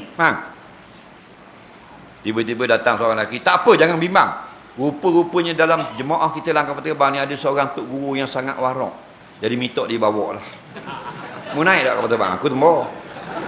Memang dia warak sungguh. Mayang pun semayang malam, puasa sunat tak tinggal. Kita biar dia bawa kapal terbang. Bahar tanah habis lagi. Kena faham situ keperluan. Situ kita perlukan orang pandai bawa kapal terbang, pilot. Bukan kita perlukan guru ngaji Quran.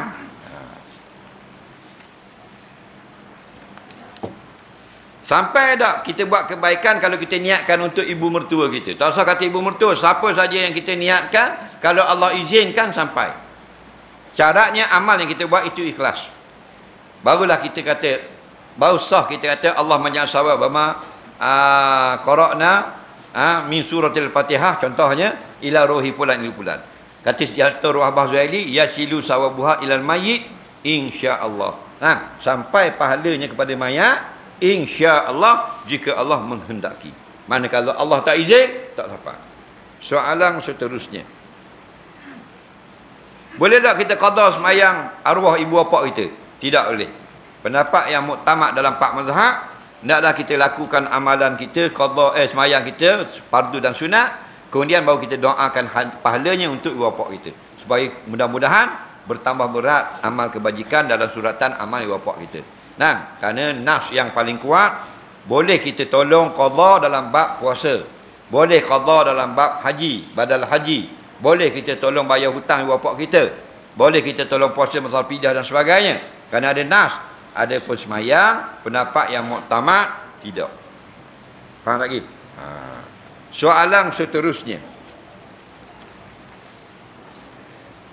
Apakah hukum isteri masak tak sedap? Jadi kita pergi makan kedai. Jawabnya, kena makan juga isteri walaupun tak sedap. Kerana apa? Kerana yang mu pergi pilih dia, pasal apa? Mu pilih masak tak sedap. Sebab hari tu masa mu nak nikah dengan dia, mu tengok muka dia, mu tanya masak. Mu tengok muka je, tak tanya masak tak masak. Lepas tu bila dah mu nikah, masak tak sedap, mu komplain pula. Lepas tu kena terima. Bang? Waktu kita tak boleh komplain kalau lepas nikah, bini kita tak ada jahit. Sebab hari tu mu tak tengok jahit tak jahit, mu tengok muka. Faham tak lagi? Lepas tu Nabi kata, tungkahul mar'ah li arba'. Biasanya perempuan itu orang kahwin sebab 4. Salah satunya li jamaliha, untuk tengok muka je. Nah, jadi kalau isteri kita masak tak sedap, kita makan sama, insya-Allah akan rasa sedap juga. Kalau kita rasa sayang pada dia, kita akan rasa sedap. Sebab kalau kita tanda kita sayang seseorang, segala yang dia buat kita rasa sedap belaka. Faham lagi?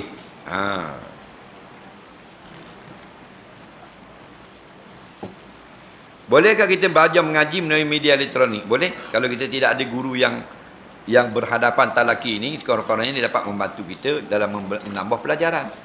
Dan bila kita ada guru yang boleh mendengarkan bacaan, jangan berharap pada yang internet saja. Nah, memang kita belajar dalam internet dan sebagainya, dalam YouTube dan sebagainya, tapi cari seorang guru hidup, kita kena perdengarkan bacaan kita. Supaya dia dengar bacaan kita. Sebab tidak ada orang yang nak tasheh, nak mengesahkan. YouTube boleh tasheh. Nah, tapi kalau elektronik, kita ada buat live dengan guru agama, kita perdengarkan bacaan, dia dengar dalam video, itu boleh, kerana dia dapat dengar. Tapi kalau rakaman, dia tak dapat dengar kita. Soalan seterusnya, dahan pokok jiran masuk dalam kawasan rumah saya, boleh tak saya tebang? Boleh, dengan syarat. Syarat mana? Suruh dia alih tu. Dahan dia tanam dalam pokok, dalam tanah dia, tapi dahan dia masuk dalam pagar kita. Ni pagar kita, dia pergi masuk. Sebab dahan pokok ni tak kira tuang. Kalau kira tuang, semua tubik konum belaka. Dia pergi masuk kot kita. Dalam kitab-kitab ulama, kalau kita tak berkenan, hendaklah kita suruh dia alih. Maka juan pokok akan tarik. Dawa tarik, ikat gitu. Jika boleh. Jika tak boleh, maka kena tebang. Siapa tebang? Tuan pokok. Jika dia tak mau tebang, maka kita yang tebang. Belanja tebang atas tuan pokok. Faham lagi? Sebab apa? Sebab bila jatuh daun, kita yang tukang sapu. Dan jatuh buah, kita boleh ambil, tak boleh makan. Faham? Saya nak musafir pergi Port Dickson dari Kelantan. Sampai Port Dickson saya bermalam 1 malam. Esok nak pergi Melaka. Jarak Port Dickson Melaka tak sampai 2 marhalah. Boleh jamak qasar? Boleh. Kerana awak bergerak daripada Melaka itu, Port Dickson itu, awak seorang musafir. Kita dari Kelantan pergi ke Port Dickson, sampai di sana nak duduk 1 hari. Namanya musafir yang singgah di Port Dickson. Jadi musafir dari Port Dickson ke Melaka, walaupun dekat, kamu seorang musafir lagi. Faham lagi? Yang tak boleh dah di Melaka itu ialah jika kamu sudah bertukar status musafir kepada pemukim Port Dickson. Nak pergi Port Dickson 1 minggu, maka hilang nama musafir. Maka kamu gerak pula daripada Port Dickson ke Melaka dekat, walaupun 60 kilo saja, tak dapat nama musafir. Kerana apa? Kerana kamu daripada pemukim Port Dickson. Faham lagi? Tak faham, buat lolok faham. Soalan seterusnya, Ustaz khabar kalau nak suruh mati dia, ikan kerat ekor. Saya kerat dah ekor tapi hidup lagi. Ada juga lagu tu. Kata ulama, kerat ekor itu pada ghalib, matilah ikan itu. Kalau nadir jarang-jarang berlaku, kita nak buat ke mana? Sama macam kita kerat kepala itik, kepala ayam. Biasa kalau kita kemelih, mati tak? Tapi ada kita sembelih ayam, kemelih dah tak mati. Adakah hari-hari? Tak lah, jarang-jarang sekor. Sebab tu kalau kita sembelih tak mati, kita sembelih putus. Kan? Putus dah. Mulai-mulai ada pergi makan, minum, tidur. Pasal makan, ngosek. Nah, soalan seterusnya. Kenapa orang jadi gila isim bila belajar ilmu agama? Sedangkan ilmu itu kan disuruh belajar. Ni orang gila tanya. Dia kata, apa kita belajar ilmu agama jadi gila isim? Kan ilmu agama itu disuruh belajar. Bila pula belajar agama jadi gila isim? Tak ada lah. Kalau belajar agama jadi gila isim, tak dangmu gila. Ulama' gila dulu. Faham? Ulama' banyak mana ilmu je. Tafsir penuh dalam dada. Nah, Imam Hanbali 400,000 hadis ingat. Ibnul Mubarak, Abdullah bin Mubarak 1.2 juta ingat hadis. Hafal. Dia dulu gila. Yang jadi gila ni bukan belajar ilmu agama. Belajar ilmu sesat. Faham lagi? Baru jadi gila. Al-ilmu nurun yugzafu fil qalbi. Ilmu itu cahaya yang menerangi hati. Mana jadi gila? Faham? Dia belajar ilmu sesat. Dia kata ilmu ni mu kena pusing. Pusing nama Tuhan, pusing nama Nabi, pusing bismillah baca kat belakang. Baru jadi gila ising. Panasang. Faham? Mu nak baca Yasin, baca dari bawah dulu kat belakang. Nah, jadi gila babi. Kenapa? Kerana nak pelik pada orang. Betul tak? Masa sedang menyuara, rasa macam kain sarung saya terlondeh ke bawah. Saya cepat-cepat pegang kain dan terus mengikat ke perut semula. Saya bimbang takut tertanggal terus. Sah tak semayang saya? Jika kita terbuka aurat, lalu kita tutup dengan segera. Hala kaunihi fawra ya'afu anhu. Hal keadaan kita tutup itu cepat, segera, maka dimaafkan. Contoh kau puang bila duduk tayat akhir, selok kain, nampak kaki.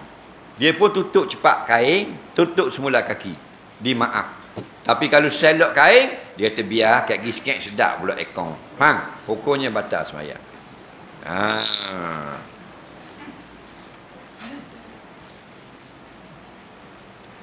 Ada orang kata orang laki-laki tak boleh pakai baju lebih daripada 2 warna atau 3 warna.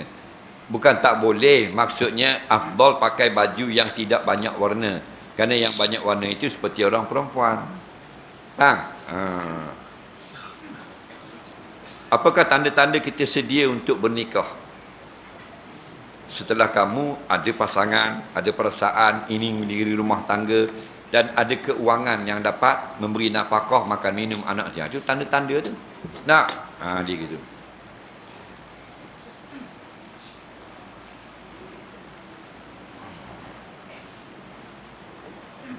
Apakah hukum menggunakan racun perosak binatang serangga boleh mengakibatkan bahaya kepada pengguna sayur dan buah-buahan?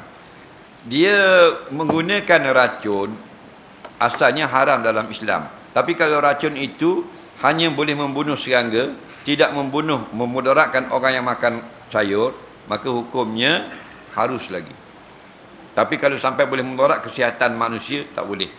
Hukumnya haram. Kaedah la darara, tak boleh memudaratkan orang. Sebab tu dia ada satu jabatan yang akan jaga SOP racun ni. Berlebih-lebihan ni tak boleh dan sebagainya. Tak, kalau harap kau orang kapung, semua benda dia nak sapu. Orang ni molek bahan racun ni, molek bahan racun ni. Lepas tu tergolek habis. Mabok, bahan tanah habis orang kapung. Zakat jika diberikan pada 2 jenis asnaf saja, itu untuk orang miskin dan jarak sabilillah, adakah sah? Jawabnya, jika kita ada 2 saja, sah. Tapi jika kita ada ramai dan zakat kita sedikit, memadai dengan seorang. Kita nak bagi zakat 50 riyal saja, janganlah beri 8 asnaf. Seorang sudahlah pakai miskin. Tapi kalau kita ada RM200, kita beri pada 2, pakai miskin dan sabilillah. Kalau kita ada lebih lagi RM300, itu buat 3. Tapi kalau misbah pada kutipan zakat itu adalah untuk ke negeri yang juta-juta itu, hendaklah diberi kepada sebanyak mana asnaf yang ada. Soalan seterusnya, apakah kau bersin sesaat 2 kali mengganggu orang yang nak mendengar kuliah? Jawabnya, bersin tidak dilarang jika tidak mengganggu orang. Tapi hati apa jatuh habis siling, cabut habis kipas-kipas, hukumnya memudaratkan orang. Dalam kitab Kifayatul Akhyar, kalau kita ada satu sifat atau penyakit yang menyebabkan orang lain terganggu, hendaklah kita jauhkan perkumpulan orang ramai, termasuk solat jemaah. Faham?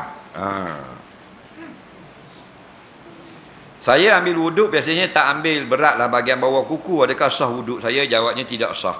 Mana jika kuku itu sudah terlebih daripada daging. Kuku yang rapat dengan jari itu tak apa. Itu dikira batin. Kuku yang kosong, terbuka, terlebih daripada jari, kosong di bawah itu wajib kena air. Kerana itu dikira bahagian yang zahir. Apakah hukum orang perempuan yang uzur masuk dalam masjid? Masuk uzur di sini ialah keluar haid. Hukumnya harus. Perempuan boleh masuk dalam masjid walaupun sedang haid. Faham? Tetapi tidak boleh berhenti. Batu Nabi kata pada Aisyah, mu tolong ambil tika semayang, tika dalam masjid. Aisyah kata, saya haid. Nabi jawab, haid bukan pada tanganmu. Maknanya masuk bukan duduk dalam masjid. Masuk dan ambil saja barang dan keluar. Batu kata, illa abirus sabil. Tidak boleh orang yang ada besar masuk dalam masjid, mereka sekadar lalu. Jadi orang perempuan uzur ini, dia sekadar lalu saja boleh. Dia nak balik kono belakang jauh, ke depan ada anjing, dia pun nitah dalam masjid, dia haid boleh jika tidak menitik darahnya. Ada orang masuk duduk tak boleh kerana dia orang berhadas besar. Okey?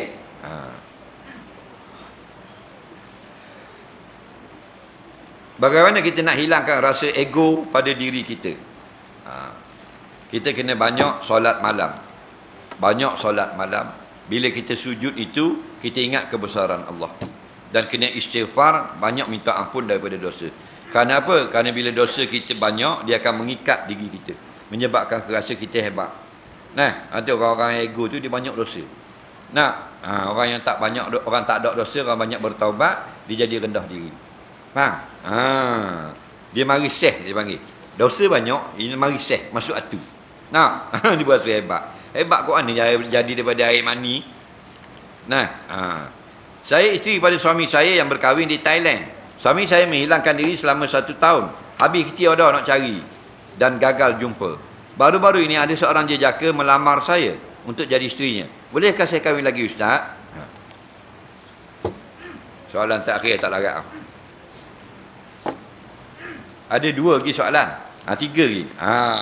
Ni bertanya lisan, dapat kuta. Ready, bersedia. Okey? Hadiah, nak bagi hadiah. Baik, dia kata laki dia ni setahun tak balik. Faham? Bila setahun tak balik, tak tahu pakuan ni, tak dapat dikesan. Adalah orang lelaki masuk meminang nak ke dia, faham? Dia boleh kahwin ke tak? Dengar baik-baik. Dalam masalah ini, yang boleh berkahwin ialah mesti disahkan keadaan boleh berkahwin itu oleh mahkamah syariah. Mesti lagu tu. Suami hilang di laut, walaupun kita nampak jatuh dalam laut, tapi tidak sahih matinya, tak boleh nikah kau. Mesti dilaporkan kepada mahkamah syariah. Mahkamah syariah akan ambil tarikh kita lapor daripada tarikh kehilangan. Dia akan beri tarikh. Contohnya selepas 3 tahun daripada tarikh hilang, diisytiharkan sudah mati, baru boleh melakukan akad nikah yang kedua. Jangan pandai-pandai. Okey? Jadi baru setahun awak report molek-molek daripada tarikh perkahwinan, tak balik-balik. Bila tarikhnya, ni kertas suratnya sebagai bayinah, sebagai bukti. Maka dikata kalau mahkamah 3 tahun daripada tarikh menghilangkan diri, dikira jatuh talak, telah dibuat surat panggil untuk menghadirkan, dia tak hadir, mahkamah akan isytihar. Bila tarikhnya kamu dikira sudah habis edah perceraian dengan suami yang pertama tadi. Jangan pandai-pandai terima. Baik. Ada 3 orang yang nak bertanyakan soalan lisan. Sila bangun sekarang. Baik.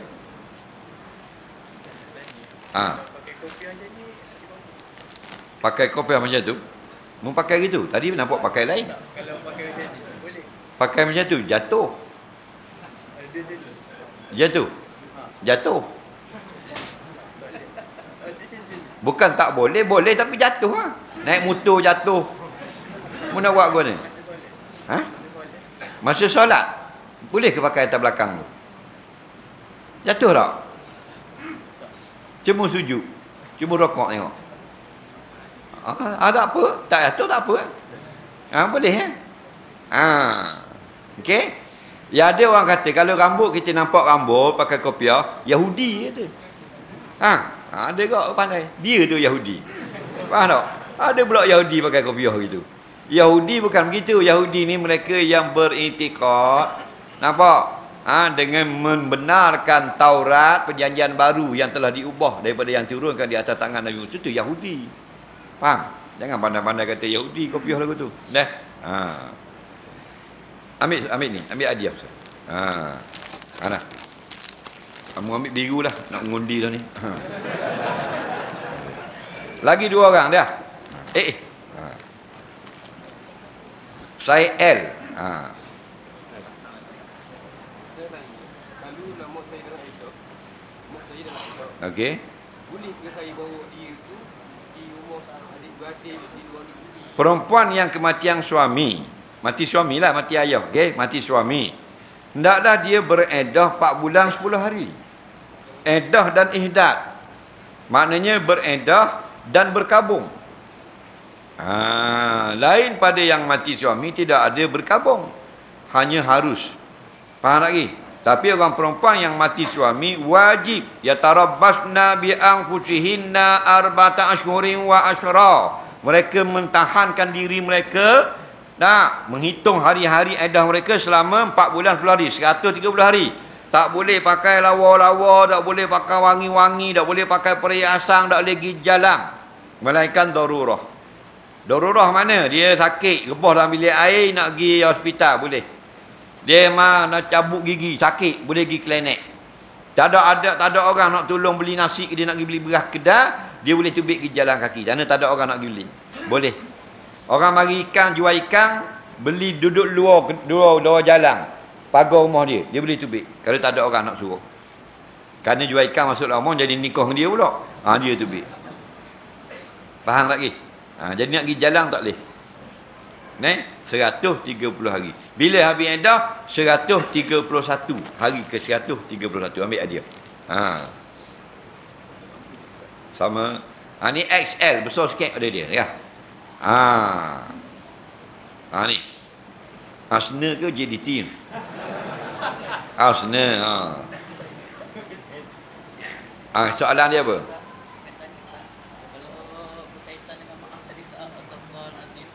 Kalau kita istighfar, Allah ampunkan dosa dengan Allah ataupun manusia. Kalau andai kata Allah tak ampunkan dosa dengan manusia, macam mana cara kita nak minta maaf dengan manusia tu, dengan mengungkapkan kesalahan ke ataupun sekadar mohon maaf je?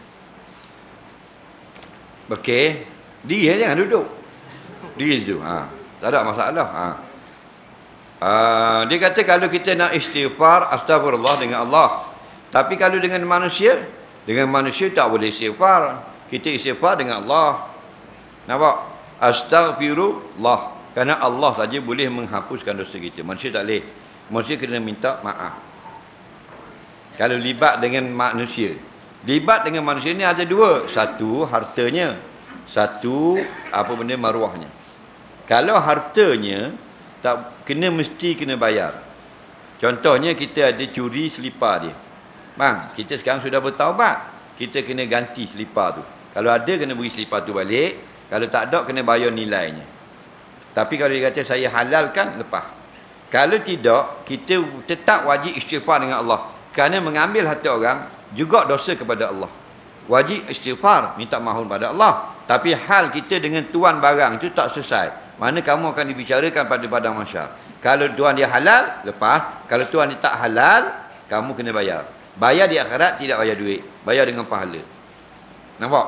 Alhamdulillah. Kalau kita tak sebut kesalahan pun, dia tahu apa salahnya, maka hukumnya tak payah kata.